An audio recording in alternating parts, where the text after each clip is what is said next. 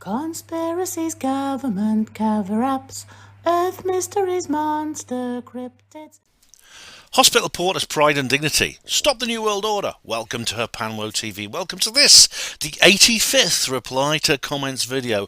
This is the video in which I reply to your comments. The clue is kind of in the title, isn't it? Now, why do I make these videos? The reason is I just don't have time to reply to all your comments by text. The video takes less time. However, I feel obliged to provide a reply of some kind to everyone who leaves a comment because, well, most people who leave comments, because some of you take a lot of trouble with your comments. You watch my videos very, very loyally, in a very loyal and dedicated manner, and a lot of you take the time to tell me what you think about them.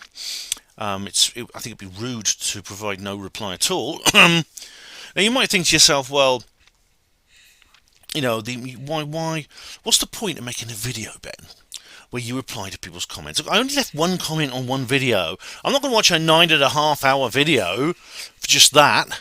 Well, guess what? You don't have to, for two reasons. Firstly, underneath the comments I'm replying to, I will leave you my own comment, a timestamp. It says, thanks for your comment. It'll be answered approximately within the first hour of the upcoming reply to comments video. And after an hour of recording, that will turn to second, third, fourth, fifth, etc. So you really, I'll tell you exactly when I'm replying to your comments, well, at least within approximately 1 hour. That's all. So the most you're going to have to watch is 1 hour. That's not too bad, is it? Secondly, my comments reply videos are much shorter than they used to be. They're not 9 hours anymore. I mean, they're usually 2 to 3 hours. And the reason is I do them more often. I try to do them probably every 2 weeks or so, rather than every 2 months I used to do them. Another reason I do these comments reply videos is because I know you viewers enjoy them. I mean, they seem to be very popular. They get a lot of views and viewing figures, and I know a lot of you watch them all the way through. So, and you enjoy watching them, which is right. Anyway, so let me proceed to the channel. Now, I had to liberate a lot of comments from spam. One person in particular is going to accuse me of deleting them. I've already left him a text comment to explain that I have not deleted anyone. I should point out this. I'll be skipping over a few comments, and I might be deleting them. A few in this particular video, this list of comments. I mean, I've had to block a few people. In some cases, I've quite enjoyed blocking them. In others, it's been quite sad. I've lost a friend this week, which has been very sad. But these things do happen, you know. Basically, Jam Noise actually posted underneath last week's on the invasion of Ludlow Manor. Gary Robinson announced that he said, "Don't be jealous, but I met up with Jam Noise 72 this afternoon. We had a bit of a UK garage rave up. Cheers." Yeah, I know both of you are very keen on music, and yes, I am jealous, but I'm glad you had a good time. So I'm pleased. And don't forget, hopefully we'll all be meeting up. I think early December would be a good time. Yeah, and. On reply to comments 84, TJ Yuki says, "Woo woo, am I first?" Yes, you are. Tinfoil hat is on its way to you. And TK says underneath, quote, "Thousands of views and comments on my videos. You wished, Ben." I get at least a few hundred comments every time I do one of these comments reply videos, TK. So come on, I'm blowing my own trumpet, but let's face it, I do have something to blow. Thousands of views, yes. I suspect I'm getting more, despite the shadow banning. I suspect I'm probably getting more views than the YouTube viewing figures are giving me credit for. I mean, the way they reach a certain level and they just seem to stop looks a bit suspicious to me. Like they're essentially fake viewing figures designed to make me feel I'm not as popular as I am. Judging by the number of comments I get, I think I'll get more than like a few hundred views on every figure, a few hundred views on every video. Reply to comments 84, Woody Black says, "You were on street corners selling the Militant newspaper. That's a dark past." Yes, it's all coming out, isn't it, Woody? Yeah, when I was 18, when I started out in the hospital, I became a trade unionist, and they were very into the. Well, there was the Militant and there was the Socialist Workers' Party. I remember. And they were very, very big in my particular branch of what at the time was NUPE and COSY. They eventually combined into Unison with Nalgo. I also remember a lot of the nurses were into the SWP, and like the porters and the cleaners and the and the maintenance men and the storemen, they were all into militant. It was kind of like there was actually a bit of a sort of mods versus rockers rivalry between them. I mean, both. Surprisingly, militants and SWP were actually very, very similar indeed. They were part of two rival streams from the Fourth International, that is the Trotskyists, and they've both been around quite a long time. They've both been around since sort of like post World War II. And I think, but there was like this, like I said, like the socialist workers were kind of like, well, they were kind of like the epitome of champagne socialists. They still are today, actually. The Hitchens brothers were in it. Christopher and Peter, they were in it. Believe it, yes, Peter Hitchens used to be he used to be a Trotskyist Marxist, believe it or not. They were sort of like very, very sort of middle class. Militants tend to be more. They were sort of very working class, actually. I'd say rough working class primarily. And so porters generally would be with militant, but we would sell the newspapers on street corners, yeah. But it was, I didn't do it for very long. I mean, you'll be glad to know, Woody, that I saw through it very quickly. I think I was hardcore probably for a year or so. Right, reply to comments 84. User GL5. I'm not going to read all that out, but he says either you don't remember the incident very well, or you're making stuff up. Right, what incident are you talking about, user? Oh, right, okay, yes. The T-shirts were made in sweatshops by children in Haiti. All right, this is the Gildan scandal. This is to do with David Ike.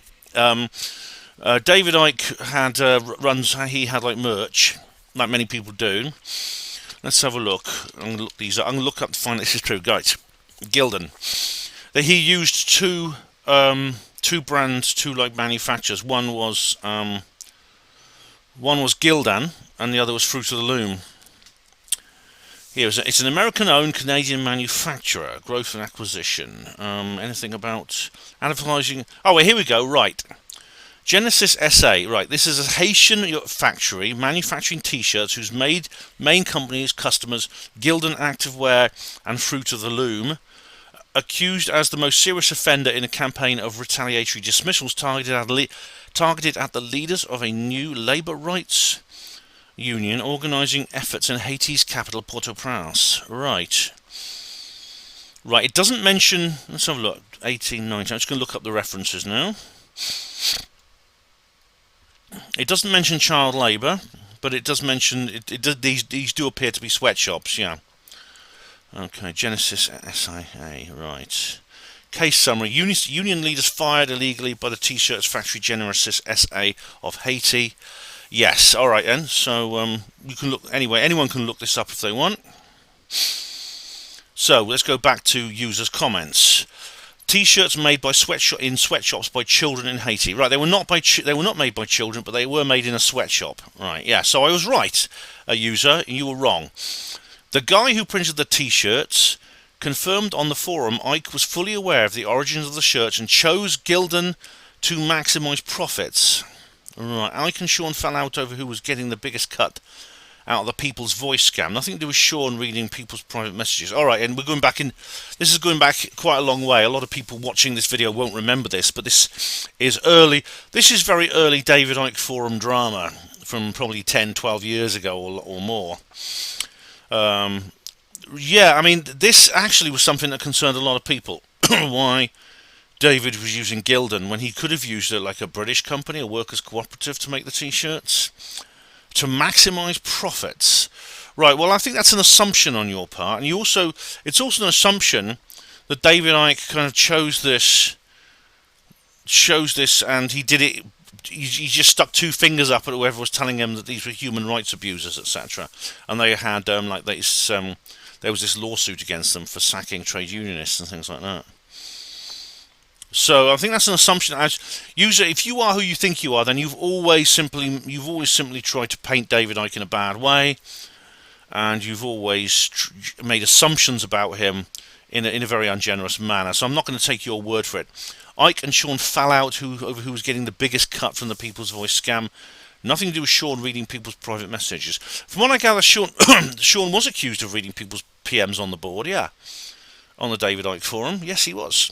He also got rid of some of the mods. I wish I should have just quit right there and then. I really did, and I apologise to everyone for not just quitting at that point. No, but what happened was, from what I gather happened, and this is Sonia Poulton who talked about this as well, when the People's Voice collapsed, no one was actually told about what was going on. From what I gather, Sean was accused of stealing all the money in all the People's Voice contributions and just disappearing. Who's that? All right, okay. And indeed, he did sort of go move abroad, I believe. He married his male partner. I think he's one of the first men to get married to another man in the country, and then just disappeared to some other country. I don't know all the details. Like I said, it's a matter for the police. But there was this big argument between David and Sonia Poulton, and I did say at the time, David was he made some videos where he was like attacking Sonia really badly, and I thought that I said at the time, David, this is something you need to talk about privately with Sonia, not make videos about it, because of course Sonia then of course she made her own videos, responses to David, which you'd expect for it, which is fair enough, I think. But I remember it well. It was a sordid business. I think the idea is really this was done. I think this is I wish they hadn't used Gildan. I wish they hadn't used Fruit of the Loom. Is this a reason to turn against David Icke completely? Because all the people who just said, well, I'm having nothing to do with David Icke over this, were the kinds of people who had already made up their minds beforehand that David Icke was a bad person, and they were just orbiting his community just to attack David. And I also bear in mind that I had a couple of t-shirts. I've got an atheist t-shirt in my bag, which it was going to be part of a disguise. I was actually going to go to an atheist skeptic conference in disguise, a bit like the one when I went to Hull, the Outer Limits. I don't think that's necessary now, so I'm not going to do it, but I did buy an atheist t-shirt. I also had a Tam London t-shirt released by the James Randi Educational Foundation. And do you know who made them? Gildan. I don't hear you attacking. You don't attack the skeptics when they do this, though, do you? So that's hypocrisy, I think. Right. Okay. I'm going to have to. I'm not going to read out a comment here because it's from someone I've blocked. And that was I think that's a sad business, by the way. But Dark Corners UK replies to them. It's about the flat Earth anyway. He says, somebody says, flat Earth is questioning how the whole universe works. And Dark Corner says, I'm certainly always keen questioning the so-called mainstream narrative. However, for me, the whole flat Earth thing is just completely ludicrous, and I find it hard to believe that people genuinely believe this absolute crap. I was present around the time when the whole flat Earth thing really became popular online, and I distinctly remember it beginning life as a massive trolling exercise by the folks over on the 4chan B-board. Sorry, I know I broke the rules 1 and 2, and it just amazes me that all these years later people actually brought into what was intended as little more than a practical joke. Yes, I agree. I mean, I agree that it's ludicrous. But I have a different memory of how it originated, Dark Corners UK. I remember it originating with Eric Dubé's first book, which I think came out in, I think it was in about 2014. And I remember I read his first book, preparing for my debate with what's his name? Sargent. What's his name? Sargent. I debated Eric Weiss and I debated Mike Sargent. I debated two flat earthers. I'm going to debate another one actually soon, John Hamer. That's being arranged. That's going to be a live debate, hopefully. And so I read Eric Dubé's book, and I gather it came from that. Now, Eric has written about 3 other books on flat Earth since then. So I remember it beginning then. I'm sure some people on the B board did bring it up because that was one of 4chan's sort of I think B stood for bullshit or something on 4chan. Yeah. I've not been over there for years. And the person replies underneath, flat Earth is crap, sorry I wasn't clear. Keith McLaren, 1972, says, flat Earth is a psyop. Right, I don't think it's a psyop, Keith. I don't take the sort of Hawleyan line, which is basically everything's a psyop and everyone's a shill except Andrew Johnson. I don't go along with that. I think some things, if there's evidence something's a psyop, yeah. But this is more likely to be a piece of nonsense that just got out of hand. That's, I think, is far more likely. I mean, the effect is pretty much the same anyway. Right, reply to comments 84.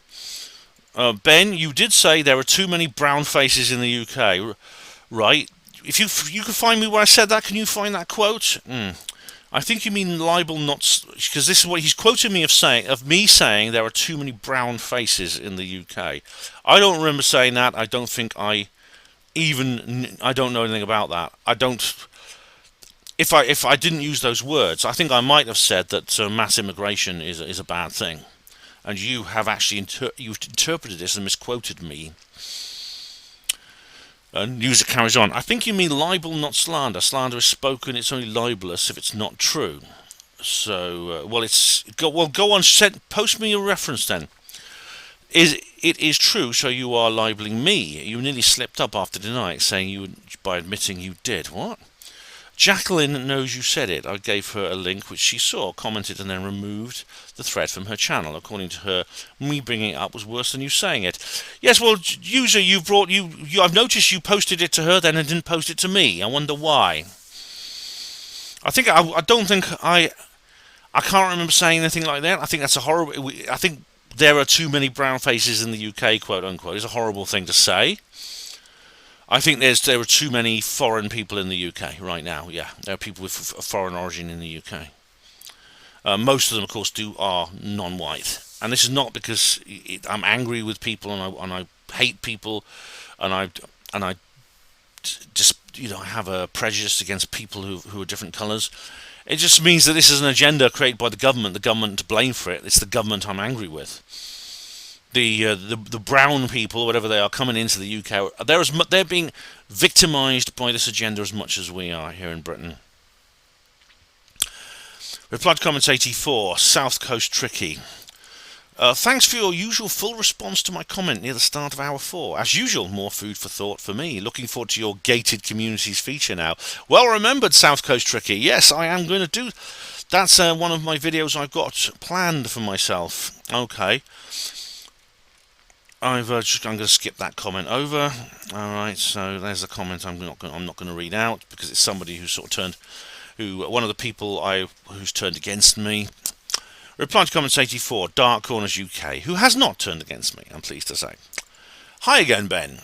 On the continuing subject of woke Hollywood, I hear that Disney is looking to remake the classic children's film Bambi for a modern audience. They are planning on removing the death of Bambi's mother at the beginning, as it is allegedly too traumatic for young children. There are also rumours that they want to appease the far left, LGBTQIA plus community, making Bambi gay. When will this absolute madness come to an end? Oh, yeah. I mean, thing is, the death of Bambi's mother was very traumatic. It was very sad, but I don't think that's a reason not to put it in a film for children. I mean, it's a part of the story. I mean, there are a lot of things when I was a child upset me, and things like this would upset me more than anything, really. And maybe because I suffered back then, as I still suffer now, from an empathic disorder, and it is a disorder. Let's face it. In today's world, it's regarded as a disorder. And things like that. I mean, Watership Down was another film I remember I did see at the cinema when I was about 7 years old, and I cried my eyes out after that. I really did. It was really, really heartrending. It still is. It's still a very poignant film. But whenever I hear that Art Garfunkel song, I still well up. But it'd be. The only thing I can find comfort from is that this remake will be another box office flop, and it'll be another get woke go broke situation, I think. And the thing is, they can only keep. I mean, I know a lot of people lament and they say, "Oh, they got woke and they didn't go broke. Oh, woe is it?" But I think we in distant circles sometimes attribute to our enemies almost magical powers. They can just make films which no one will watch, but yet somehow money keeps coming in. No. They are bound by the laws of economics too. They're not all powerful. They're not all-knowing, and eventually they will lose it out. They will end up being they'll end up losing everything in the end. And of course, there's already signs that we've passed peak woke, in my view. Okay, Jamnoy72 says here, on reply to comments 84, oh, it sounds so awful what happened with that Isabel woman. Your mum let you down, bro. Sending you a big hug. Thanks, Soul Sister. I appreciate that. I really do. And I wrote an article, actually. I sent you a link to the article about it, which I wrote about it, because everyone wants to know about this Isabel woman. There is an article on HPANWO Voice. It's called, I'll show it to you, if I can get the page to open. There we go. Let's have a look. Display capture. Is that working? Oh. There we are. Right, yeah, I'll just scroll down. It's here. Am I gay, child? This is the article here. There's also a link, and I just go into the whole situation there, which tells you all about that lady Isabel, who that's a long story. I haven't told the full story in the articles. It's too upsetting to talk about, to be honest. And user says underneath, before we start being mentally unwell, what? Before we start being mentally unwell is one thing, lying is another. Oh, before we start, you should put a comma there. Being mentally unwell is one thing, lying is another. On the one hand, Ben will say he's mentally ill, been in mental health, and take strong medication. When it suits, he will deny these things. The people Ben raves about are people who try to help him over the years. He accuses them of child abuse. You are not adverse to telling lies when it suits, Jackie. Right. I'm blocking you. You're out of here, you piece of shit. And Jam Noise says here, who are you? Was I talking to you? I don't give a flying fuck about you. Well done, Jackie. Well done. Okay, let's just get rid of this person, who's called Yvonne. Right. No, how do I'm just going to block this person. It says Yvonne. That's the username. I don't think that's this. I think this person's male, actually. I think I know who they are. Hide user from my channel. There we go. Right. So there's a few replies to this person I've just blocked, but yeah. But I'm not going to read those out. Dark Corners UK says on reply to comments 84. I'll just get rid of this person. I'm putting the timestamps, aren't I? Yes, I am. Ben, if you yourself or any of your viewers have an interest in films and TV shows set in or around the underground, might I suggest checking out the BBC drama from the 90s, Never Were, by Neil Gaiman, based on his book of the same name. It's about a society of people living in the subways, sewers and rooftops of London, or London below, as they call it. I watched this originally as a teenager. It had a huge impact on me and my love of the underground and abandoned places. Never Were. Oh, right. What's that? Is that right? Let's have a look. Never Were. Never Where. Novel by Neil Gaiman. Yes. Right. All right. Novel. Yes. Let's have a look. This looks good. It's a companion novelisation written by the author Neil Gaiman of the television serial Never Where, which he wrote and was devised by Lenny Henry. Of all people, Lenny Henry, a comedian. He's a comedian, very good comedian too. Or at least he used to be funny. He's not really anymore. All right, interesting. Okay, right. That's interesting to know. Thanks very much for letting me know about that. And it says underneath here, in the same vein, might I also suggest a documentary called Dark Days from 2000, which can be found on YouTube or purchased off from any main streaming service. It documents the lives of the so-called mole people living in the subway system beneath New York City. It really is a fantastic and heartfelt documentary set in post-9/11 New York City that feels like a vastly different time and acts as a testament to human instinct to survive even in such inhospitable place. I think I've seen that, Dark Corners, yeah. Yeah. It rings a bell. But thanks. There's somebody here I have deleted. Jamnosh says, hi, Steve. We have someone here, someone called Barry says, hi, Ben. And Dark Corner says, absolute rubbish. Okay, so let's have a look. More we have more video, more comments than the person I've deleted. And in the lights below, 20706. It's alright, it's a reply to comments 84, and there's a timestamp here. 20706. Let's have a look. Or belonging to a minority. It's called health because it's creating function, peace, kindness, etc. in the world, so that we are thoughtful and helpful to each other rather than mowing each other down.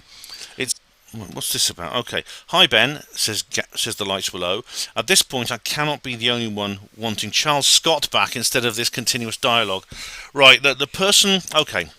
The person who was leaving these long comments that I was reading out, which to be honest I didn't understand.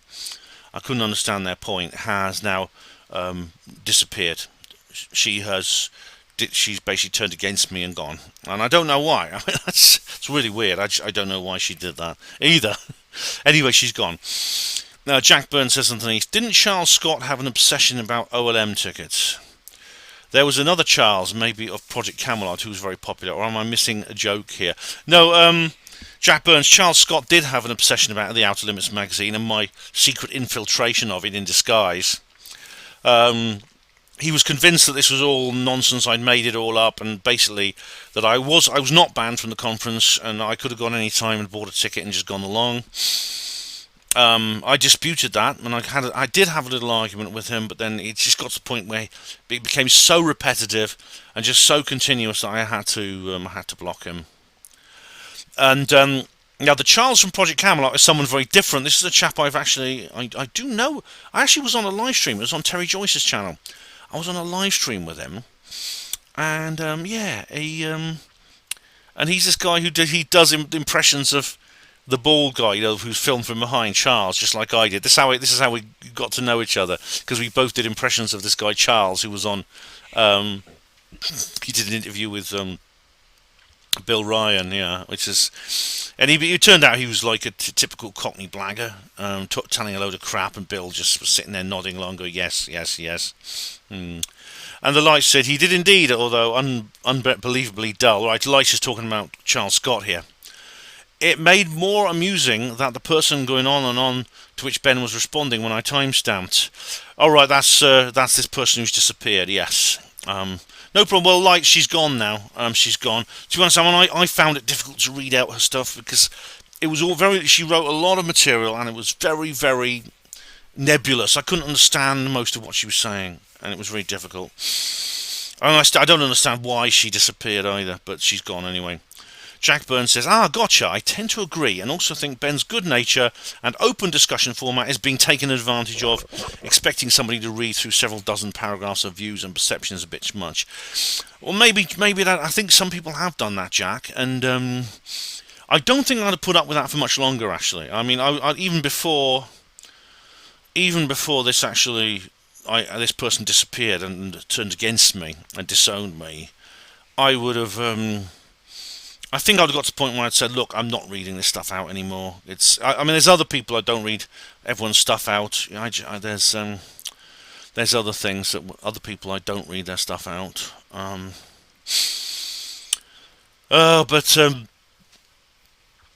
It's what's the name of that lady who keeps posting long biblical quotes? I don't read her stuff out. She's someone I also know on Facebook and does the same thing.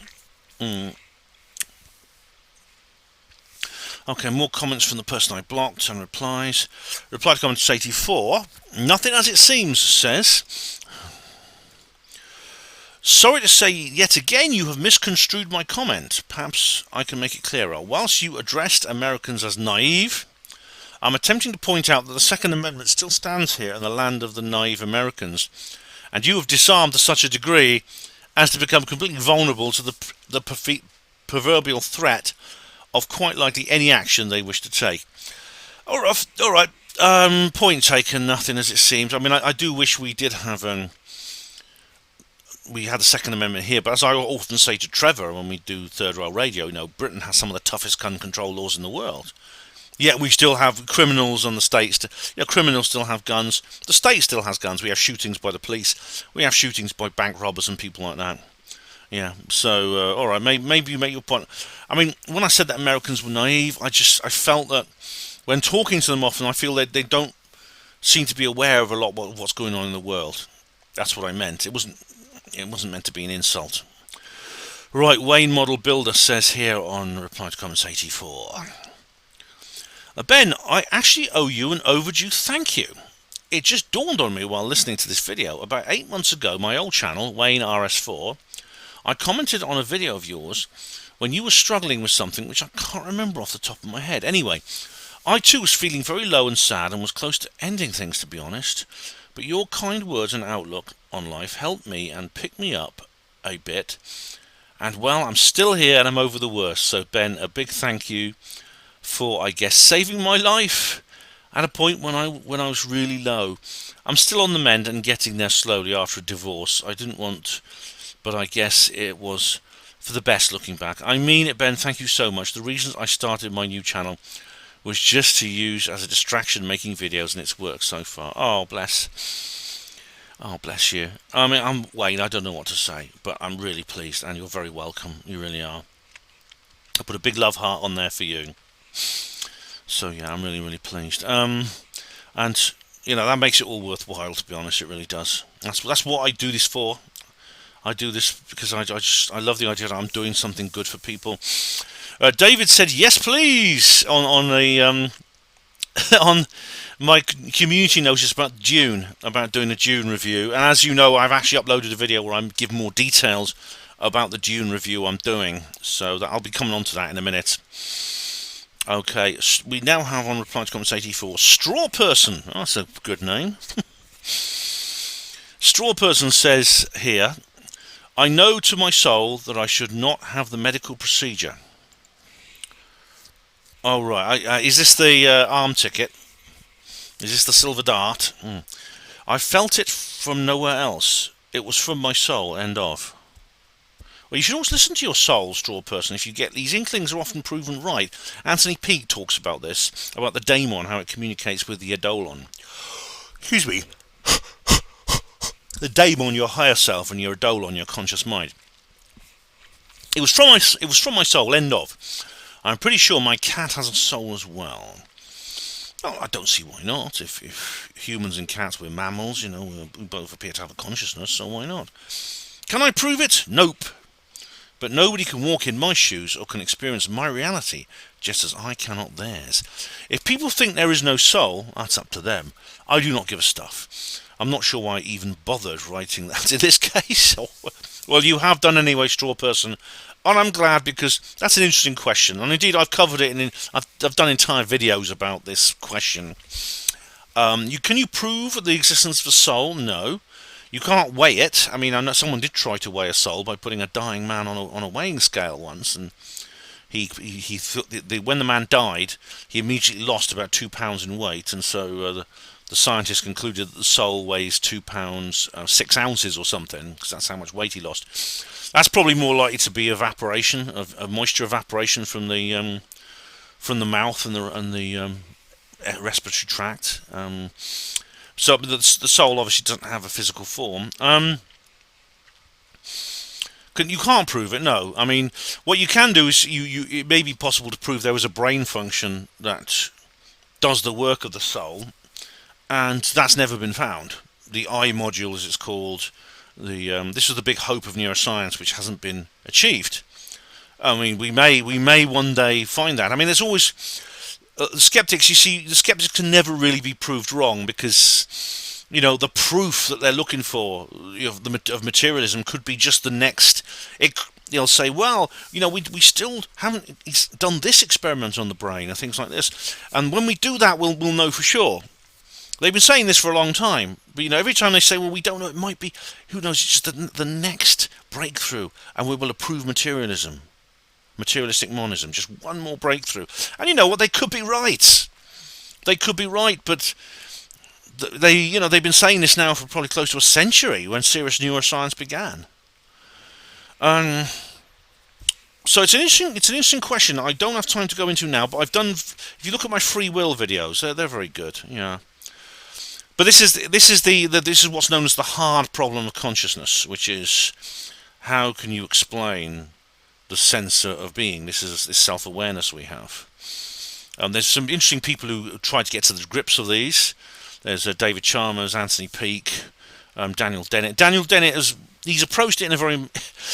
Daniel Dennett has approached the hard problem of consciousness in a very unusual way. And some might say it's kind of like a bit of a cop-out, what Dennett has done. Because I forgot what he said. I forgot what he calls it. But basically he's saying, well, basically the hard problem of consciousness has been misdefined in the first place. It hasn't been defined properly, therefore it's not quite as hard as he thinks it is, because there is no little ghost in the machine, etc. Susan Blackmore believes that as well, which she would. Interesting stuff, though, yeah. But no, you can't prove it. You can't prove that the soul exists. No, you can't. We can prove consciousness exists. I mean, in fact, if you really delve down into philosophical skepticism, not the skeptic movement, but it's the one certainty in the entire universe. I think, therefore I am. The Cartesian principle, which Dennett himself actually denies.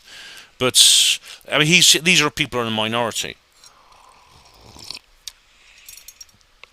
It's the one single certainty is that you exist. I can't prove I'm not a brain in a jar being fed to a reality TV machine. You see, yeah. But I do know I exist. And Straw Person says here also on reply to comments 84, haha Ben, me? Woke? Did I call you woke, Straw Person? I'm sorry if I did. I'm a million miles from that. Bodie in his 3-litre Capri was my role model as a young lad. Cannot see that changing. Ah yes, the professionals. There was Lewis Collins and Bodie and Doyle. Doyle was Martin Sheen. Not Martin Sheen, what's his name? Martin Shaw. Brilliant. It was a brilliant series, that was. Yeah, kind of like an action detective series, yeah. And here we go, reply to comments 84. Straw Person again says, in the summer, a mate and I were getting coffee at Felixstowe MCD's. All right, Felixstowe. Do you know Derek? Do you know Derek Savory? Okay. When a clearly leased 4x4 pulled up, in walked 3 females who all looked about 17 years old and carried absolutely no authority. Yet were all wearing brand new Border Force uniforms and ill-fitting safety boots. Ooh, kinky. Straw Person. That looked too large. My mate commented with words that painted a clear image in my mind of one of them feebly blowing a whistle and trying to shout stop as a legion of dinghy divers simply walked past her up the shore and she had a hissy fit.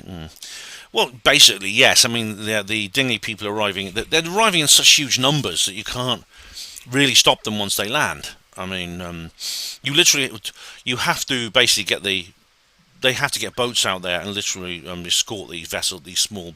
You literally have to get Border Force, Coast Guard, Royal Navy to basically cut in front of these boats and then force them to turn back. That's what you have to do. He continues, I bet if I'd applied being a big, strong, fit fella, I would not have got the job. The powers that be want to erode Western civilization. Why? Various nefarious reasons, no doubt. I trust no government since March 2020. Border Force, more the like. Straw Person, yes, they do want to erode Western civilization. They want...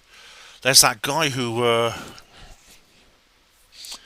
forgot his name now, but he tried to write a novel. I should read it at some point about a group of people, think tanks, who think they decide they want to break down industrial society. And the reason given in this book, which I'm not read, sounds interesting. The reason given, where did I hear about that? I can't remember. But the reason given was that it's necessary to save the world from destruction, the natural world, the environment. That's not the real reason, though. The real reason is they want to create a global authoritarian state. That's the real reason. To do that, they would need a smaller global population, probably less than a quarter of what it is now. We've got, like, I think, is it 7 billion people in the world? They need like at least a quarter of that at the most. And an end to national sovereignty, an end to civil rights, things like that. So there's a single global state, and there's many other things besides. That's why they're doing it. That's the real reason. I mean, it's not like, oh, but they just don't like white people and things. No, it's not that. I think they see all people of all colours as different, just cattle on a farm, basically. Yeah. Straw Person says, pondering, Pondering, I wonder how many skeptics took the triple dart finish. I think I know what you mean there. Yeah. I mean, being a skeptic, does that mean you took the poison or avoided it? I'm not a skeptic and open-minded about things, but I am a pureblood. All right. I don't know what you mean by that, straw blood. When called a conspiracy theorist, I simply reply, thanks. Yeah, me too. That's the only response. I take it as a compliment, yeah.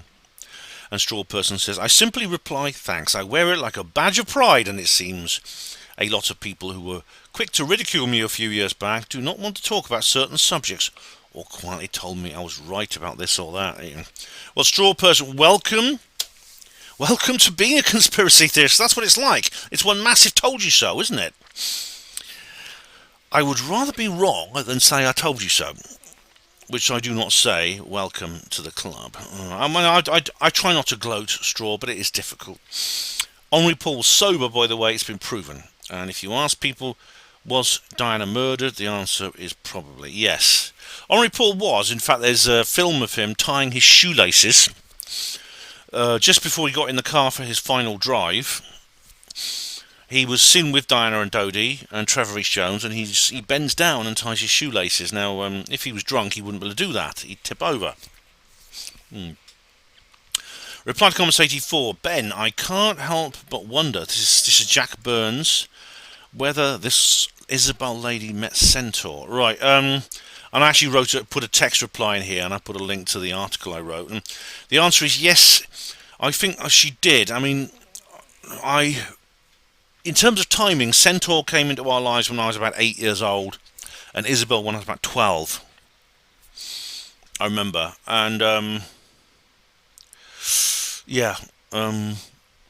they must have their time with us overlapped. Although Centaur sort of left our lives when I was in my teens, and Isabel was right there, right up to when my mum died.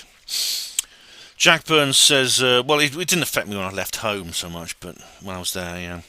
Jack Burns says, double trouble. I think you might be onto something, that you were of great interest to this lady and Centaur. Perhaps they could sense maybe a different vibration, magnetism, electrical field, higher consciousness or awareness at your age, for your age.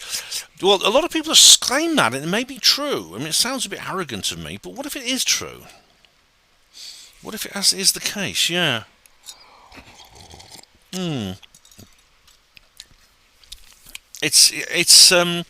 It's something to think about. I mean, I don't have all the answers. My dad refuses to speak about this. He just clams up whenever I bring up anything like this. And my mum's dead, Isabel's dead. Centaur I haven't seen for ages. I actually heard news that he was actually very ill, but you know, he had cancer of some kind. But as Billy Joel once sang, "Only the good die young." I'm quite sure Centaur will get into full remission. Right, so this is the video, The Afterlife, a second reply to Stefan Molyneux. Popcorn Boxing says, rewatching this, good show. Reminds me why you keep playing the Richard Dawkins quote. Remind me why you keep playing the Richard Dawkins quote. Got really annoying. The Richard Dawkins quote. Which one? I mean, I've quoted Dawkins several times, usually doing his voice like this and taking the mickey out of him. But could you remind me which quote you mean, Popcorn? I'm glad you enjoy it anyway. I quite enjoyed making that film. Oxford Graffiti 5. Tanya Cummings said, watching from Australia, I immediately saw that furry field dweller as a kangaroo. Could only see its head, of course. Oh, thanks, Tanya. Well, I'm glad you're watching from the other side of the world. It was a deer. There are actually kangaroos in several places outside their normal habitat. For example, if you remember from my trip to the Isle of Man, there were wallabies up in the north of the island. And, excuse me. And some of our team went to see them. I didn't go with them. I didn't get up that early, but some of them went to see the wallabies up in the north of the Isle of Man. But it is a deer, yeah. I mean, funny enough, deer, in terms of the head, the deer and the kangaroo are very similar, and the reason is because they occupy a similar niche within the ecosystem. So it's an example of parallel evolution. You might even see the same thing actually in extraterrestrial species, which is why it could be why some aliens look so much like us. Right, new video, The Invasion of Rudloe Manor. Dark Corners UK says, sorry, I'm a bit late on this one. Ben, I've been busy writing my first book. Hey, well done, Dark Corners. Well done, mate. I mean, you and I have actually had a private discussion about this, and I wish you all the best. I'll give you all the luck you can. Israel War livestream. Jeff Hindley says, please, everyone, espouse calm, ceasefire and peace. Well, it's a bit difficult, Jeff, isn't it? I mean, if you're Israeli, and even if you're not, I mean, you don't have to be Israeli to understand this, to be horrified about what was done, what Hamas actually did. You can't, I mean, at this point, I mean, essentially, I think Hamas has put Israel in a position where they have no choice but to go to war. And they've done that. I mean, obviously it was motivated by hate as well, but it seems that the brutality, the sheer extreme brutality of the attacks, I think were designed to provoke this situation. And, you can't exactly... The idea of a ceasefire or a truce involves negotiation. And you can't negotiate now. It's going to be the cycle of negotiation and warfare and brutality now has moved completely onto the other side. There's no way. I mean, how can Hamas possibly make restitution for what they've done? Even if they wanted to, which they don't. They're completely unapologetic about what happened. Yeah. So it's going to be difficult. It's not going to heal easily. And I'm scared. As I said in the last year, I'm scared about how far this will go, how much destruction will be involved. And DJ B2 says on Israel War livestream, to clarify my position on this stuff, I am neutral, I am anti-genocide, anti-democide. Both sides have done bad stuff up to now, it depends on your historical context. I'm pretty similar, DJ. I mean, I'm not neutral when it comes to... I mean, I'm on the side of the people who suffer, on whether they're Israeli or Palestinian. I'm on their side. And I'm against what's done to them. And... As a hospital port, I mean, if I was in Gaza, I've written 2 articles on the HPWA blog actually about the hospital porters of Gaza. Right, DJ Bucci says on the same video, look at who funds both sides. Precisely. And David Smith says David Smith is replying to somebody I've blocked, so I'm not going to read out that reply. Tessa says, it's money making for weapon sellers and developers. No one wins. In the long run, Tessa, no. I mean, I actually said the best way to heal this, to create some kind of peace in that region, would be for, firstly, cut all foreign aid and armaments to Israel, and do the same and then do exactly the same for the Palestinians. Although, of course, with the Palestinians, it's done in a more black market way. But you should also stop whoever's arming and funding them. I think they'd probably come to some kind of... I reckon they would come to some kind of peace deal very quickly after that. And it is possible. I mean, there's been other ethnic conflicts all over the world which have become extremely violent, yet they have managed to talk themselves down or get around the table and find some kind of peace. They have managed to do that. And that's all you can hope for, really. I mean, I just hope you can do that. Same video, Brett Riverboat. BLM showing their true colours, and the England football team still kneel for this organisation. Oh, do they? Oh, bloody heck. Are BLM still the current thing? I thought it had moved on now. I mean, it's really funny because I was watching podcasts of the Lotus Eaters, and they've got an entire video explaining how, the Ukraine situation has just been forgotten. That's basically because Russia have won, really. But it's completely out of the news now. I mean, there are no new updates, nothing. It's just the flags have all come down in the gardens of England. It's kind of just gone down the memory hole, to quote Orwell. And there's a couple of videos where people you have officials talking about Ukraine in the recent weeks, and they're very half-hearted now. They're saying things like, "Yeah, well, we'll keep doing this for as long as it's possible to do this. We'll keep supporting Zelensky. Well, as long as it's practically possible." This is totally different from the rhetoric they used to use. They used to use, "We will do whatever's necessary to challenge the menace of Putla," and things like that. And so it's really they've all the antagonistic kind of propaganda from the government on Ukraine is completely gone. That's watered down to the point where it's almost non-existent. And the reason is because there's a new current thing, which is Israel-Palestine. And we have Angela Kenyon, who says on Israel War livestream, "Don't vote at all." Angela, I've got no intention of voting. I think this is the recent two by-elections, Tamworth and Mid Bedfordshire, which is extraordinary actually, because it was like a record-breaking swings away from the Tories to Labour. I think 23% and 21%, something like that. It's really extraordinary, and Labour won both those what were considered safe Tory seats. And the reason was, it turned out that most of the Tory voters stayed at home, didn't vote at all. And the reason is, of course, because what's there to vote for? We are back to the bad old days of politics. I mean, am I going to vote for Starmer? No. Am I going to vote for Sunak? No, absolutely not. I would have voted for Boris, how he used to be, but not since he went downhill. And I'm not just talking about Partygate. I'm talking about the whole C word. He just merged seamlessly with the establishment when it came to lockdowns and things. Right, Israel War livestream. Original Dwarn Boy says, "That's Tommy Robinson. He's even more obnoxious than before." Tommy is people say he's a shill. I don't think he's bright enough to be a shill. He doesn't have the self-control or the intelligence to be a shill. I mean, look at him just mouthing at the camera like he does. He's just screaming and shouting at these little, walking along with it in portrait mode, just going, he's not a very analytical person, is he? No, he's not. And I mean, and unfortunately, like I said in the live stream, we're really into a massive polarized situation now. It was actually on it was last night. I every Friday night I get together with some friends on and do a conference call with them. And one of my friends was sort of just saying, she said something like, "Oh well, I really feel for the Palestinians. I think the innocent Palestinian people, I think they're really suffering. And Israel can be very brutal at times and very very unconcerned about the suffering it inflicts on the innocents." And this other guy says, "What?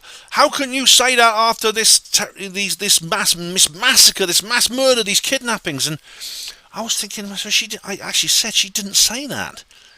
It's like you're appeasing them, you're supporting them. He says you're apologising for people who, and you're like appeasing people who commit rape and murder. And I says, no, she's not. Listen to what she's saying. And this guy just quit the call. And I thought, that's an example of like polarisation. If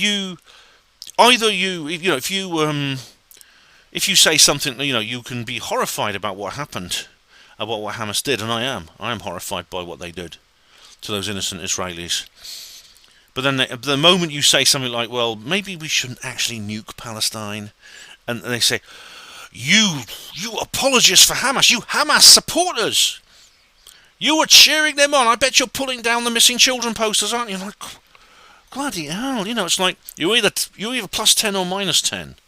All nuance has been lost. That's a very dangerous situation, actually, when you get into that binary mindset. I saw there was something a bit like that after 9/11, although this is far worse. Yeah, Billy Big Boars says, Billy Big Boars, that's Billy Big Boars. I think that's Scottish for something, I think I know what it means, yeah. The evil that runs this realm must be defeated. Yeah, I mean, I don't know exactly what realm you mean, but certainly the world, the New World Order has to be, yeah. Billy Big Boars also says here, "I've got to laugh. How does Mr. Robinson find the time? He must be so busy in between all the shifts he does in Greggs, the Bakers and McDonald's to pay his bills and bring up his family. Or am I missing something? Is he the son of an oligarch, or is he just lucky at the bookies? Or is it some nefarious entity funding his work? Answers on a postcard, please." All right. If I gather, Tommy Robinson actually, his background is he ran a solarium.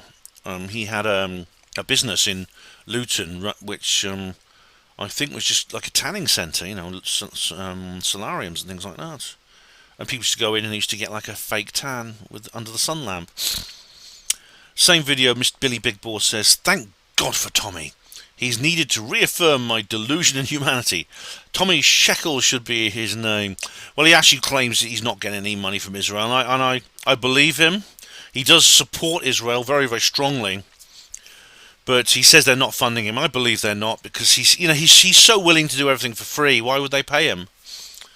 Why would they bother paying? I mean, Mossad does recruit agents. There was this was revealed by people like Mordecai Vanunu, who actually went to jail for treason in Israel. What he revealed was that there was things like, I can't remember the details, but I think there were spy networks in the United States, and that Israel was actually getting nuclear secrets. And of course, America didn't do anything. I mean, they came down really hard on people like the Ethel and Julius Rosenberg. I mean, they killed them. They executed them for doing that, because they were getting nuclear secrets for the Soviet Union. But for Israel, we can't stop Israel doing this.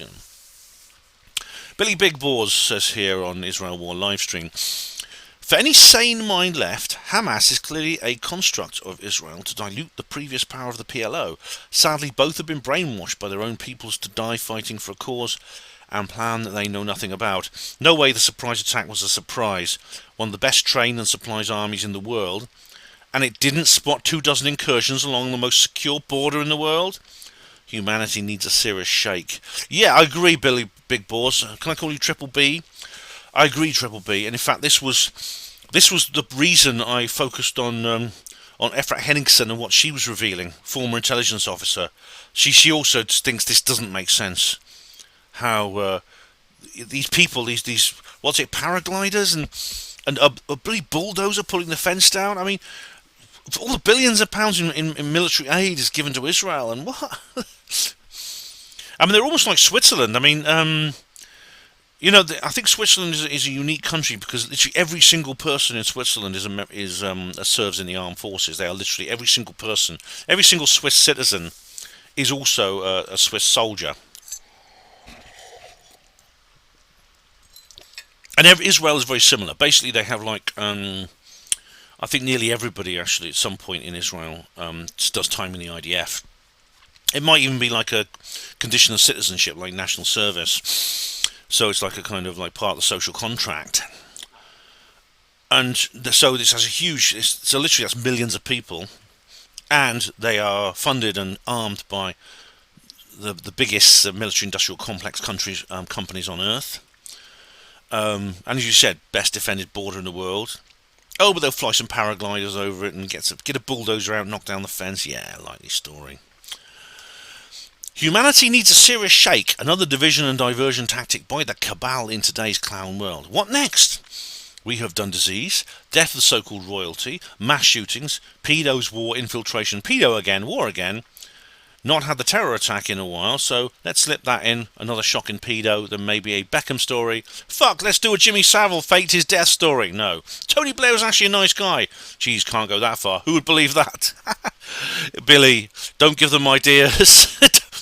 Don't put plans in their head. Don't put ideas in their head. I've noticed actually this current thing cycle. Have you noticed it? There always has to be some kind of crisis going on all the time. Continuously. We're never left in peace for a moment. Whenever one sort of like heals itself or gets better or starts to go away, another one will come in from the wings. Exit stage left, enter stage right, and there'll be another crisis. There always has to be a crisis. And yeah, what would happen if we never had a crisis? I mean, yeah, definitely. So yeah, so who will it be? I mean, you've given a list of possibilities. Obviously, there's going to be probably terror attacks, probably on Jewish institutions, synagogues, schools, homes, and businesses and things like that. So that probably could be probably in about 18 months there'll be another current thing. Who knows what that'll be? Maybe the evil aliens, as I predicted in my most recent video. And Orbit Boy says, well, if you're not with us, you're against us. And Ethel Reader says, 100%, yeah. Orbit ATY.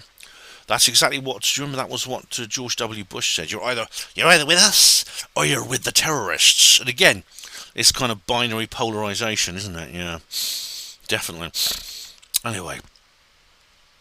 Right, mysticism, a second reply to Stefan Molyneux. We have Popcorn Boxing, who seems to be going through my old Stefan Molyneux vids. Yeah, great stream.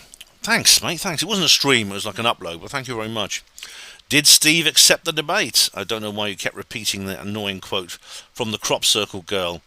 Oh, I get it. Right, similar to the Richard Dawkins quote on the last video. Right, I get it. Yeah, I understand what you mean now. Firstly, Steve Mumbling has not accepted the debate. No, he's chickened out. And what else? I think I've come to the end of the. Have I come to? Yes, I have. Right, yeah. Oops. Well, that's the end anyway. Well, it's not sort of working, but there you go. I've come to the end of an hour, so we'll be back with hour number 2 very shortly, where I'll continue answering that question. Oh, welcome everyone back. It's hour number 2, and we're going to continue with. I've got to get the timestamp right. It's the second hour now. Honestly, we're getting through these quite quickly. I know I always say that, but we're actually more than halfway through the list on YouTube. Obviously, I've got the other platforms to go to as well. But anyway, I'll continue my reply to popcorn boxing. Now, what you're referring to, okay, the Richard Dawkins quote. Where you keep hearing a certain recording at a certain point. That annoying quote from the crop circle girl. Yeah. Okay. What it is? These are timestamps. What it is? It's. I do actually explain in the video popcorn boxing. Maybe you missed it. At certain points in the video, because I don't show the entire thing. I don't show the entire I don't show. I do edit it slightly, not to be misleading, but just to try and cut out all the bits which don't really matter. Because Stefan waffles on a lot about personal stuff as well, which I cut out. But every so often, I make notes. I have to stop at a certain point and do some commentary. All right, and so that I can alert myself to when those points are, I have like a little. I have a little noise that means I have to stop the playing and speak. Now, I could just make it like a beeping noise or something like that, but I thought it'd be more interesting and more fun to have like a particular themed alert sound. In this case, it's this girl going, I sense intuitively there are communication from the Earth. And before it's Richard Dawkins saying or something or other, I can't remember. That was a long time ago I made that video. Okay. Alright, that's it. Now let's have a look. We have Melvin Sherman. Here, oh blimey. Oh, did I answer your question, Steve? No, Steve Mumbling, I think, is chickened out of the debate. He's not got back to me on that, so I think he doesn't want to do it. Right. Here's an interesting topic, says Melvin Sherman. The shaver mystery. Alright, this is a very long comment. I might not be able to read all this out, Melvin. This one is interesting. It's about this pulp author named Richard Sharp Shaver. Here from the Wikipedia in Shaver's story. He claimed he had personal experience of a sinister ancient civilization that harboured fantastic technology in the caverns under the earth. Now, the controversy stemmed from the claim by Shaver and his editor and published by Ray Palmer that Shaver's writings, while presented in the guise of fiction, were fundamentally true. Shaver's stories were promoted by Ray Palmer as the Shaver mystery. I think I've heard about this. Yes, during the last decades of his life, Shaver devoted himself to rock books, stones that he believed had been created by the advanced ancient races and embedded with legible pictures and texts. He produced paintings allegedly of the rock's images and photographed the rock books extensively, as well as writing about them. Posthumously, Shaver had gained a reputation as an artist, and his paintings and photos have been exhibited in Los Angeles, New York, and elsewhere. During 1943, Shaver wrote a letter to Amazing Stories magazine. He claimed to have discovered an ancient language he called Mantong, a sort of proto-human language that was the source of all early language. All right. I think I've heard about this. He wrote an autobiography called The Secret World. I'm going to have to skip some of this. I'm sorry. A book called a document entitled "A Warning to Future Man." Because he was a welder. That's right. I'm not going to read all this, but it is a very interesting story, Melvin. Very, very interesting indeed. And he seems like a rather eccentric and interesting person. Richard Sharp Shaver. I'll just look him up quickly. Let's just do a quick look of him. You go to screen share for this. So, whoops. Richard Sharp Shaver. Yeah, American writer and artist. Yep. American writer and artist. October the 8th, 1907 to November the 5th, 1975. And he wrote in this magazine. Now, a lot of you, including me, probably won't remember these magazines, but in the days before television, there were a huge number of literature magazines, including lots of science fiction ones, and this is what people read for entertainment. Yeah, amazing stories, stories of the stars. Yeah, look. And he wrote for, I remember he was a welder. He worked as a welder. He was like a working class sort of guy. And looks and Shaver on UFOs. Yeah. I don't have time to go into this now, but let's have a look at let's have a look at the images. They may have some of his artwork. Yeah. Oh, someone that looks a bit saucy. What's that? Oh, lots of nudity.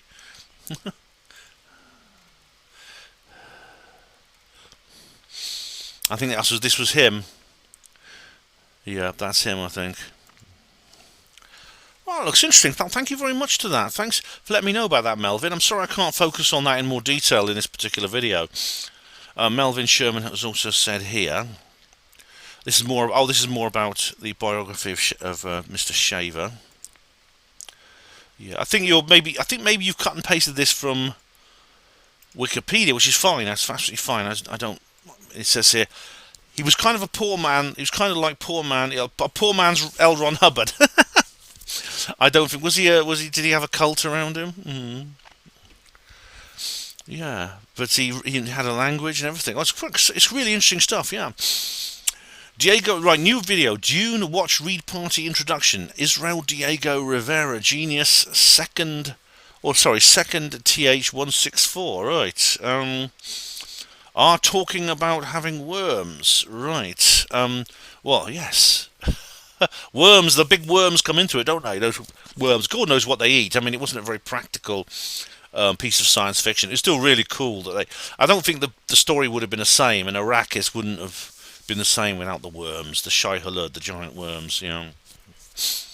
And we have it on the same video. David, Splendid Isolation.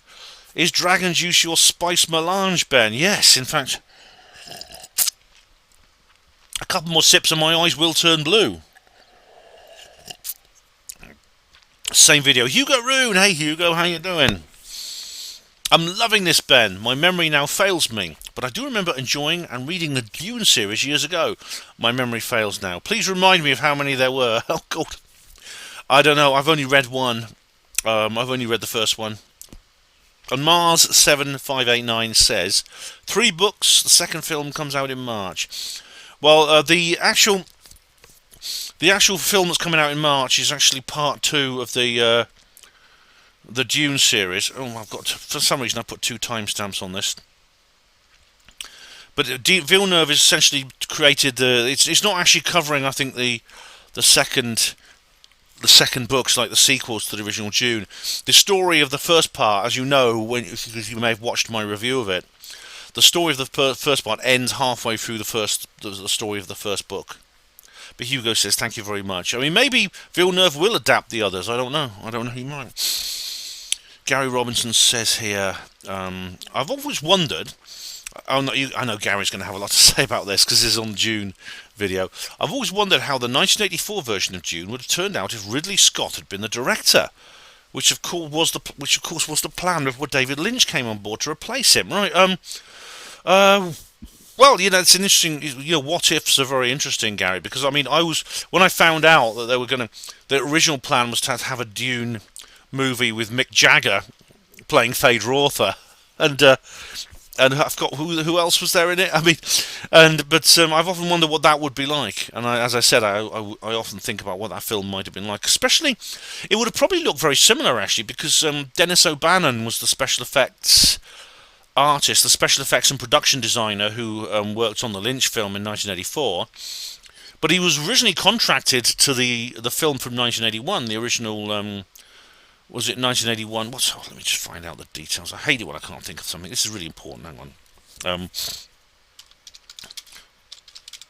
Dune, novel by Frank Herbert. Right. I'm just going to get the details up here, guys, because I did talk about this. I had notes on it. Adaptations. Yeah. This is the 1971 purchase of the rights by Arthur P. Jacobs. Alejandro Jodorowsky was set to direct. That was it. Yes. This is it. In 1975, Jodorowsky planned to film the story as a 14-hour feature. Right, yeah. His own son would play Paul Atreides. Salvador Dali, of all people, the artist, as the Pashtun Emperor, the Padishah Emperor. Orson Welles, that's it. Orson Welles as Vladimir Harkonnen. And who else was there? David Carradine as Duke Leto. Mick Jagger as Phaedra Arthur. And the music was going to be by Pink Floyd. Now that would have actually been really good. I think that film would have been good. Not least, it would probably look similar to the Lynch one because Dan O'Bannon was going to do the production design and special effects. So it's a pity that film was never made. But really, I think the Lynch one is, as I said, it was pretty good. I thought that was a good film, and had the same special effects designer and production designer. So yeah, and really it's just a different cast, different music by Toto instead of Pink Floyd. Yeah. And as Gary says, based on Alien and Blade Runner, of course these are Ridley Scott's films. Yeah. And bearing in mind that he's the king of world building, I reckon it would have been pretty good. Yeah, Gary, I think if Ridley Scott had done this, he would have done a good job of it. Yeah. I'm not sure how much development Ridley Scott and his teams did before he left the film, but I'd be interested to see their concept artwork. He's shown concept art for other unreleased movies in the past, so hopefully one day we'll get to see something. Cheers, Gary. Yeah, that would be fascinating. It would be fascinating to know that. Yes, it really, really would. Right, Israel War live stream. Mark Tilling says here, Ben, are you still on Spreaker? You've disappeared from me. Yeah, I had a bit of a. This is a bit worrying actually. I'll go to my phone because I've recently cleared the browser of all cookies. But I mean, you may remember that this was when I was flirting with this woman on the. Do you remember when I was flirting with this lady on the way back from a weird weekend north, and I met this lady on the bus? On the coach, sorry. I was sitting next to this lady on the coach, and I ended up sort of having a rather heated, flirtatious conversation with her. We didn't exchange phone numbers in the end, but she was very much a normie. Here we are. But I wanted to impress her, so I told her about my radio shows. I didn't mention HPANWO because I didn't want to sort of like come across immediately as a crazy conspiracy theorist. But I said the gas spanner, so I showed her the gas spanner. You scroll down. I'm saying, so I put the gas spanner into Spreaker, which is one of my shows, the one about hospital portering. And she was a nurse midwife, so I thought this would interest her. Where is it? Can't find it. I can't find it. It's not showing up in search, which is weird. I mean, when I showed it to her, when she searched for it on her phone, she found it was, you had to scroll down about 4 or 5 entries, but then it appeared. But can't find it. Yeah. Let me just search for HPANWO. Hang on, let me just search for HPANWO, see what happens. Because I know what you mean, Mark. This is a bit worrying. Am I being shadow banned on Spreaker? HPANWO. Hashtag HPANWO. This list is empty. See, Mark, this list is empty. I don't get it. Because look, if you go to HPANWO Radio, I'm there. Look.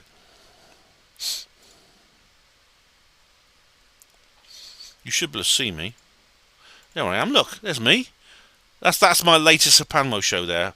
That's the one about Loch Ness Monster. There I am, HPANWO Radio. See, I'm here. You can find me. There's my URL for my page.